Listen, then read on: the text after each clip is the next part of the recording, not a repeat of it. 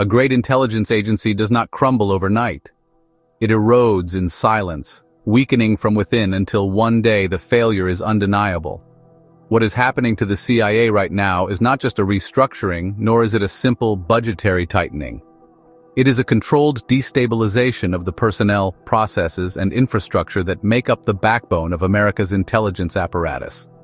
If left unchecked, this degradation will culminate in a catastrophic intelligence failure, one that will only become apparent after the damage has already been done. The most immediate threat to the CIA is the destabilization of its personnel. In recent months, waves of layoffs and forced buyouts have unsettled the agency, particularly targeting employees who were hired in the past 2 years. According to a CNN report, CIA officers have grown so uncertain of their job security that some are afraid to answer their phones, dreading the possibility of a termination notice. Morale within the agency has plummeted as employees shift from focusing on national security to simply trying to survive the next round of cuts. This environment breeds hesitation, fear, and risk aversion, 3 traits that are lethal in intelligence work. The best minds, those who thrive on initiative and adaptability, are the first to leave. And when they do, they take with them irreplaceable expertise in counterterrorism, cybersecurity, and foreign intelligence, leaving behind a workforce that is increasingly strained, demoralized, and directionless. As personnel stability disintegrates, so too do the processes that ensure intelligence remains sharp, timely, and actionable. Intelligence work is built on institutional memory, a deep and complex understanding of global threats and internal mechanisms. That memory is now being systematically erased. As the Lansing Institute has reported, the loss of seasoned officers and abrupt shifts in operational strategies have disrupted the very workflow that allows intelligence agencies to function.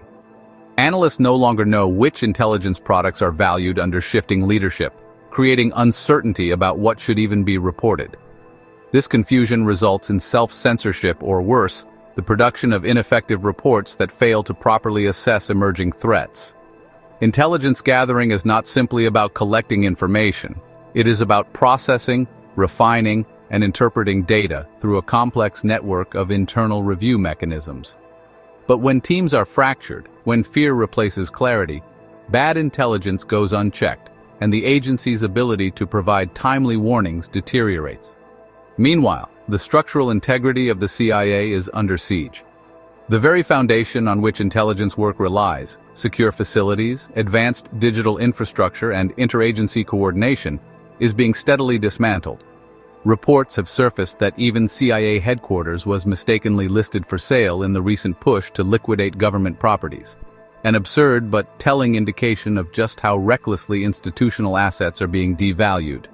The cuts to personnel and budgets are already causing resource shortages across departments, further slowing intelligence operations and weakening security protocols. Just Security has warned that the loss of experienced officers, combined with growing uncertainty at leadership levels, is creating vulnerabilities that foreign adversaries are undoubtedly poised to exploit.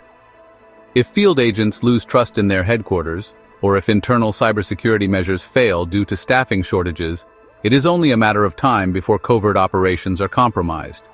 This is how a self-defeating system is born. Intelligence agencies are designed to be adaptive and self-correcting, capable of withstanding individual failures. But when all 3 pillars, personnel, processes, and infrastructure, are destabilized simultaneously, the system turns against itself. Morale collapses, creating weaker intelligence reports. Those weak reports lead to poor decision-making at the highest levels of government. And when those decisions are based on faulty intelligence, operations in the field fail. The CIA will continue running on institutional momentum for now, masking the severity of the damage. But history has already taught us what happens when intelligence dysfunction is ignored. The years leading up to 9/11 were marked by infighting and a failure to heed critical warnings about Al-Qaeda's movements. At the time, the system still appeared functional. Intelligence briefings were still produced, threat assessments were still written. But when the moment of crisis came, the gaps became tragically clear.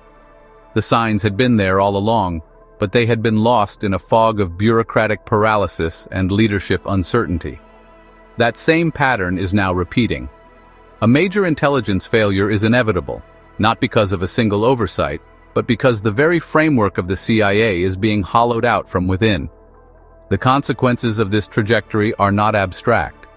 A terrorist attack that should have been stopped, a cyber breach that exposes classified operations, a foreign intelligence coup that compromises America's strategic advantage. These are no longer hypothetical risks. They are the logical outcomes of an intelligence agency in decline. When the failure finally becomes visible, when the consequences are measured in lives lost and national security irreparably damaged, only then will the full weight of these decisions be understood. But by then, it will be too late. America's adversaries do not need to infiltrate the CIA or wage cyber warfare to weaken us.